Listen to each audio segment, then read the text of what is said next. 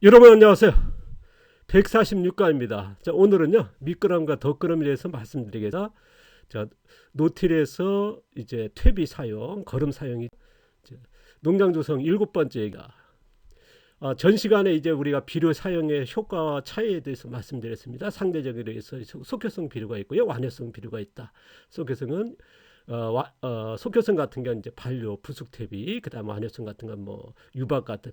원래는 우리가 이제 보통적으로 이제 그 유박 같은 거는 이제 지효성이라 그러거든요. 그런데 저희들은 지효성 비료는 발열퇴비와 숙성퇴비가 있다는 말씀을 드렸습니다. 이거는 아마 이제 보편적인 농업에서는 우리가 아까도 있습니다만은 유기질 비료 같은 경우, 유박 같은 거는 이제 질성 비료로 나누고 있거든요. 그런데 저희 같은 경우는 발열퇴비와 숙성퇴비가 다시 있다. 근데 발열퇴비와 숙성퇴비 전 시간에 제가 소개하면서 하나 빠진 게요. 우리가 이제 전통적인 그 농업, 우리가 50년 전, 100년 전만 해도 이런 퇴비를 사용했거든요. 근데 우리가 발열퇴비나 숙성퇴비 이렇게 나누진 않았습니다. 우리가 이제 우리나라의 그 전통 장문화가 이제 김치라든가 청국장, 된장이라고 보면 이제 숙성 아닙니까? 우리가 이제 미생물을 포집하는 거거든요. 이것 또한 퇴비도 옛날에 그렇게 썼거든요. 저도 이제 20대 농사 지을 때 이제 소 키우고 이제 밭농사하고 벼 키우고 그랬거든요. 그때 복합영농이라 해서 했는데요.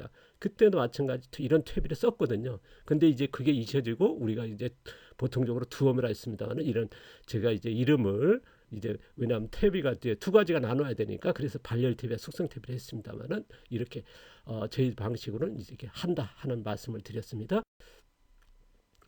어, 농지 투입에서 즉시 작물의 양분이 흡수되는 우리가 속효성 발열 퇴비와 부숙 퇴비 짰습니까? 이제 그게 이제 그래서 작물 생산량을 높이기 위한 퇴비다. 이제 농지에 투입했을 때 수분, 토양에 있는 수분을 만나서 즉시 이제 수용성은 변화되고요. 변화되니까 이제 작물이 즉시 이제 퇴비의 양분을 흡수하게 되죠. 그래서 이런 발효 퇴비, 부숙 퇴비라고 하는 거. 그래서 속효성이라는 거 저희들이 이제 퇴비를 넣었을 때 토양에 있는 미생물에 의해서 반려 과정. 우리가 속효성 반려 퇴비나 부숙 퇴비 같은 미생물에 의해서 이제 반려가 끝나서 포장된 이제 가공된 끝낸 거를 이제 밭에 넣지 않습니까? 그러니까 이제 바로 이제 물과 만나면서 수용성이라 그러면 이 퇴비 같은 경우는 뭡니까? 우리가 넣었을 때 밭에서 있는 미생물들에 의해서 이제 반려 과정 끝이겠죠. 그래서 작물의 양분이 되는 그래서 발열 퇴비와 숙성 퇴비란 그 말씀을 드렸습니다. 그래서 토양 자생력을 높여놔서 그 다음에 토양 자생이 뭡니까? 우리가 미생물이 반려하는 과정에 토양 자생이 높아지겠죠. 그 다음에 반려가 끝나서 작물의 양분이 이제 가니까요. 그래서 다시 한번 말씀드리면 농지 투입했을 때 토양에 멀칭이 되겠죠. 그러면 토양을 보호하면서 토양에 있는 미생물이 서식 환경이 되고 그 다음에 그 미생물에 의해서 반려 과정이 되겠죠. 그러면 그 반려 과정이 뭐냐? 토양을 자생력을 높이는 거거든요. 유기물 속에서 미생물의 활동, 먹이 활동이 바로 그 토양 자생력이니까요. 그러면 유기물과 미생물이 있는 거고 이제 반려 과정이니까요. 그래서 그 다음에 이제 작물의 양분이 되는 거죠. 이제 반려가 뭡니까? 유기물을 아미노화 시키니까 그게 이제 수분과 만나면서 이제 수용성 되면서 퇴비 양분이 되니까 그래서 토양 자생력의 퇴비와 이제 작물 자생의 퇴비는 다르다. 그러니까 반려 퇴비와 숙성 퇴비와 반려 퇴비와 숙성 퇴비는 차이가 있더라는 말씀을 드렸습니다. 이거를 이제 참고했으면 좋겠다는 말씀이었고요. 다시 한번 더 말씀드리면요. 우리가 이제 액비나 화학비료 더 효과가 빠르지 않습니까? 그래서 이런 작물 키우는 그 다음에 이제 반려 퇴비가 되겠죠. 이런 순서입니다만은 뭐 이건 약간 차이가 있습니다만 이렇게 작물 키우는 퇴비가 있다면은 이제 우리가 숙성 퇴비나 발열 퇴비 같은 자연 유기물 뭐 볏짚이라든가 콩대라든가 이거 했을 때 이제 왜냐하면 토양에서 반려 과정이니까 그게 토양의 자생이 높아지는 거니까요. 그래서 토양의 자생이 된 다음에 작물의 양분이 되니까 작물을 키우는 양분이 되는 거죠. 그래서 이런 비료의 사용과 효과의 차이가 있다는 말씀을 드렸습니다. 자, 오늘 얘기입니다. 노틸에서 이제 걸음 사용 두 번 해줬으면 좋겠습니다. 자, 오늘 얘기 밑거름과 덧거름입니다. 밑거름은 어떻게 우리가 다 아시는 거고요. 작물 심기 전에 넣는 것이고 덧거름은 뭐냐? 작물을 키우다가 넣는 게 덧거름 아닙니까? 이제 그거에 대해서는 앞서 이제 자세히 소개했으니까 해주시고요. 자, 밑거름입니다. 우리가 작물 파종 전에 이제 토양이 비료나 거름을 넣지 않습니까? 그러면 초기부터 비료 양분에 의해서 작물이 성장되겠죠. 그러니까 밑거름 넣었으니까 바로 수용성 변하니까 작물 뭐 파종하자 동시에 뿌리가 내리면서 양분을 먹으면서 작물이 빠르게 키우겠죠. 그래서 이런 미끄럼의 효과. 그래서 우리가 이제 뭐 속효성 퇴비 땄을 때는 그렇겠죠. 그렇지 않고 지효성 같은 건 또 달라지겠죠. 보통적으로 여기서 얘기하는 거는 이제 우리가 속효성 퇴비를 얘기하는 거고요. 자, 덧걸음. 오늘 얘기에서는요. 제가 얘기하는 건 퇴비는 뭐냐면 이제 밑거름과 덧걸음에서 반려 퇴비와 부속 퇴비를 어떻게 쓸 거냐 이거에서 말씀드릴 겁니다. 자, 여기서 표기는 안 있습니다만은 밑거름도 반려 퇴비, 부속 퇴비고요. 덧걸음도 부속 퇴비와 반려 퇴비를 어떻게 쓴가? 전 시간에 뭐냐? 밑거름에 쓰는 반려 퇴비에 밑거름 썼을 때, 가남에 이제 반려 퇴비에 아니면 숙성 퇴비에 밑거름 썼을 때 비교했다 그러면요. 오늘은 반려 퇴비와 부속 퇴비를 밑거름과 덧거름 어떻게 쓰는지 그거에 대해서 말씀드리는 건데요. 자, 우리가 작물을 키우고 토양을 양분으로 해서 작물을 키우던 중에 양분이 부족한다. 우리가 생산량의 목표한 만큼의 작물이 안 자란다. 했을 때 비료를 투입하지 않은 거거든요. 뭐 거름이 되든 퇴비 되든 어떤 것을 넣어서 비료 양분해서 작물을 더 키우자는 거거든요. 그래서 안정적인 생산이 되겠죠. 정확히 더 말씀드리면요. 작물을 파종하고 나서 토양 자생력. 우리가 노틸이니까요. 우리가 기본적으로 노틸을 말씀드리고 있으니까요. 노틸에서 작물 뿌리 심었으니까 뭡니까? 우리가 뿌리가 굵어지겠죠. 에탄올이 발생하면서 그러니까 잡뿌리가 많이 나오겠죠. 그러면 또 토양 자생과 작물 자생하면서 이제 작물을 키우게 되겠죠.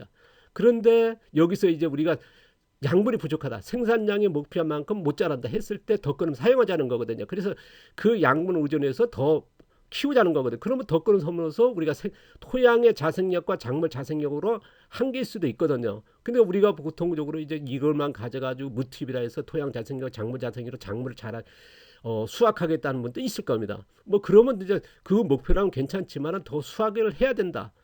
했을 때는 덧거름 쓰자는 거거든요. 쓰는데 어떤 덧거름? 오늘 얘기는 부속 퇴비와 반려라는 말씀 드립니다.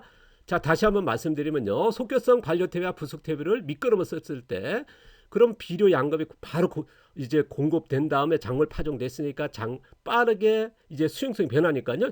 그러면서 작물이 자라겠죠. 그래서 안정적인 생산이 된다는 거거든요. 그래서 이게 밑거름을 쓴다 해서 나쁘다는 건 아닙니다. 뭐 저거는 이제 뭐냐면 자신의 그 농사 방법의 선택이니까요. 자, 토양 자생을 살린다. 아니면 이제 작물 자생력을 키우겠다. 토양 자생력을 키우겠다. 그러고 나서 부족했을 때 약물을 키우겠다. 아니면 무조건 이런 반려 퇴비 넣어주는 퇴비나 거름으로 해서 작물을 키우겠다. 이거는 뭐랄까 농사 방법의 선택이니까요. 그래서 작물 파종했을 초기부터 양분 공급해서 빠르게 작물을 키워서 안정적인 수확을 높이겠다 하는 쪽으로 방법이 있을 거고요. 이게 뭐 대중적으로 많이 하니까요. 이제 제가 이제 그 유틸형에서 노틸 종류에서 제가 그렇게 말씀드렸습니다. 1,4유형은 노틸 종류에서 제가 소개했던 거고요. 6,7형에서 이제 우리가 덧거름이라 했거든요. 그거를 참고하시면 좋을 것 같습니다. 거기에서 이제 속효성 반려 퇴비와 부속 퇴비를 쓰자. 아마 어떤 분은 그럴 겁니다.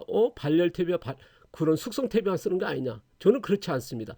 발열 퇴비를 만들었을 때는 발열 퇴비와 숙성 퇴비를 합니다만은 어떨 때는 이런 발열 퇴비와 숙성 퇴비 있을 때 아니면 이제 작물 수확량이 적었을 때는 이걸 쓰자는 거거든요. 그때 뭡니까? 작물을 파종한 다음에 토양 자생력과 작물 자생력, 작물을 키우자.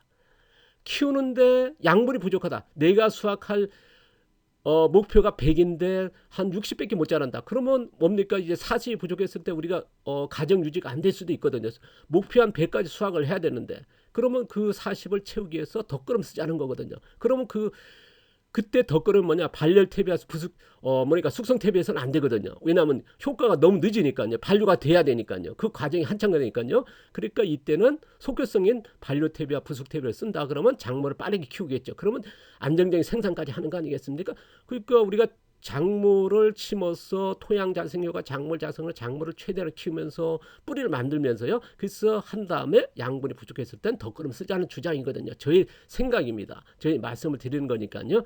그래서 작물 파종했을 때 작물 뿌리를 만들고 그래서 토양 자생력, 작물 자생력으로 작물을 키우다가 양분이 부족했을 때는 속효성 비료, 퇴비 같은 걸 넣어서 덧거름을 해서 안정적인 생산을 높이자는 게 저희 의견입니다. 어떤 분은 이제 그냥 뭐랄까 무티백에서 작물 토양 자생력과 작물 자생력으로 수확을 해도 되는 사람 같은 경우는 뭐 이런 덧거름 필요 없겠죠. 그런데 우리가 가정을 유지하고 이런 안정적인 수확이 어느 정도 돼야 된다. 토양 자생력과 작물 자생이 안 됐을 때는 이걸 써도 저는 이제 권장하는 쪽입니다. 어떤 농업은 뭐냐, 농가마다 이런 여러 유형을 제가 소개하는 거니까요. 다시 한번 이제 제가 소개해드리면요, 미끄럼은 뭐냐, 작물 파종 전에 우리가 보통적으로 이제 비료 양분을 공급해서 안정적 생산하는 높이는 방법도 있습니다만은, 덧걸음으로 이제 우리가 토양의 작물 자생력으로, 토양 자생력과 작물 자생력 아닙니까? 우리가 그걸로 해서 뿌리를 만드니까요. 뿌리를 많이 만들어서 그걸로 키우다가 양분이 부족하다. 작물을 키우다가 양분이 부족했을 때 비료를 넣자. 그래서 이때에 속효성 반려탭이나 부속탭을 쓰자. 그러면 이게 덧걸음이니까요. 그래서 안정적인 작물 생산도 높이자. 그런데 우리가 이제 뿌리 만들기 하면서 아까 토양 자생력과 작물 자생력이 빠른 뿌리 만들기 아니겠습니까? 그래서 작물 자생력 높이면서 그 다음에 뿌리 만들기 위해서 표토층과 신토층 토양 자생력도 높이자. 그럼 뭐냐면 이제 작물을 키웁니다. 또다시 이제 뿌리가 내려오니까 우리가 토양 자생력 높이는 방법이 되는 거거든요. 토양 자생력과 작물 자생력으로 작물을 키우기도 했습니다만 또 뿌리를 하면서 토양 또 살리는 방법도 되는 거니까요. 병행되는 거니까요. 여기서 약간의 헷갈릴 수 있습니다만 두 가지가 양분되는 거니까요. 그래서 이런 쪽으로 간다면 굉장히 지혜로운 방법이 아닐까. 그래서 이런 방법도 있더란 말씀을 드립니다. 저는 이제 이런 쪽으로 지향하니까 여러분한테 공유해서 이걸 같이 할 수 있다는 거거든요. 다시 소개해드리면요, 우리가 표토층은 뭡니까? 표면층이라 그러죠. 표면층 같은 경우는 이제 유기물층, 제일 이제 토양 위에 부분, 그쪽에 이제 우리가 낙엽이 다 덮이지 않습니까? 습속이 가면. 그러면 이제 그걸 표면층이라니까요.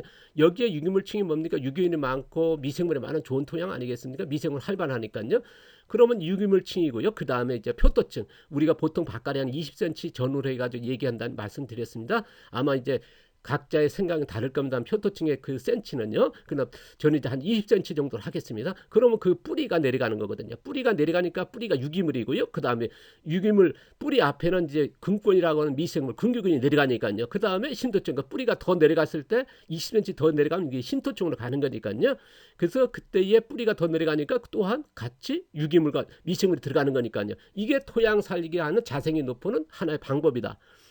보통적으로 아까도 얘기했습니다만 보통으로 유기물을 이제 바깥에서 넣는다든가 퇴비를 넣는다든가 아니면 땅을 파서 넣기는 방법도 있습니다만은, 근데 이 방법으로는 토양을 살리는 게 한계일 수도 있다. 근데 저는 이 방식으로 토양을 살린다는 말씀을 드렸습니다. 어떤 분은 이제 표면층에 멀칭만 하면서 토양이 살아났다 합니다만은, 저는 이제 표면층은 유기물 멀칭이죠. 그 다음에 표토층과 심토층은 뭐냐, 작물의 뿌리로 해서 이제 토양 살리는 게 맞지 않나. 저희 의견을 말씀드렸죠. 앞서 이제 자세히 소개했으니까요. 제가 굉장히 반복적으로 했죠. 어떤 분이 그런 댓글을 달았더라고요. 왜 반복을 하냐. 근데 굉장히 중요한 거 아니겠습니까? 근데 10번 교육받은 사람도 이걸 못 하더라고요. 근데 그래서 굉장히 중요하기 때문에 계속 반복을 했던 거거든요. 이걸 그때 거 이제 앞서 거 좀 참고하시면 될 거고요. 자, 다시 한번 말씀드리면요, 우리가 이제 이런 멀칭했을 때 미생물이, 멀칭 안 했을 때 미생물량과 멀칭했을 때 미생물이 전혀 다르지 않습니까? 바로 유기물이 뭡니까? 미생물의 서식 환경이고 먹이체가 되니까요. 여기서 반류가 일어나는 거거든요. 그래서 우리가 이제 맨땅에 했을 때 미생물은 현저히 적으니까요. 유기물이 많고 미생물이 많은 게 좋은 토양은 누구나 아니까요. 그래서 우리가 식물도 또한 이러니까 뭡니까? 뿌리 내는다는 한계죠.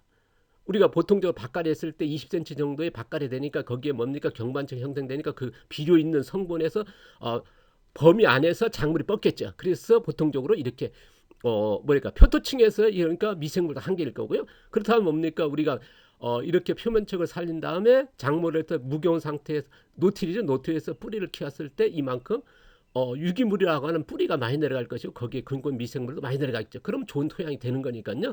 그래서 아마 이제 모르겠습니다. 어떤 분은 이제 토양에 이렇게 바깥에서 퇴비 나와도 이제 토양이 살아난다 하시는 분도 계시거든요. 지금 우리가 보통적으로 농업에서 많이 이렇게 주장하고 있습니다. 저는 이 방법이 맞지 않나 하는 게 저희 의견을 말씀드렸고 저희 방식을 이제 소개하는 거니까요.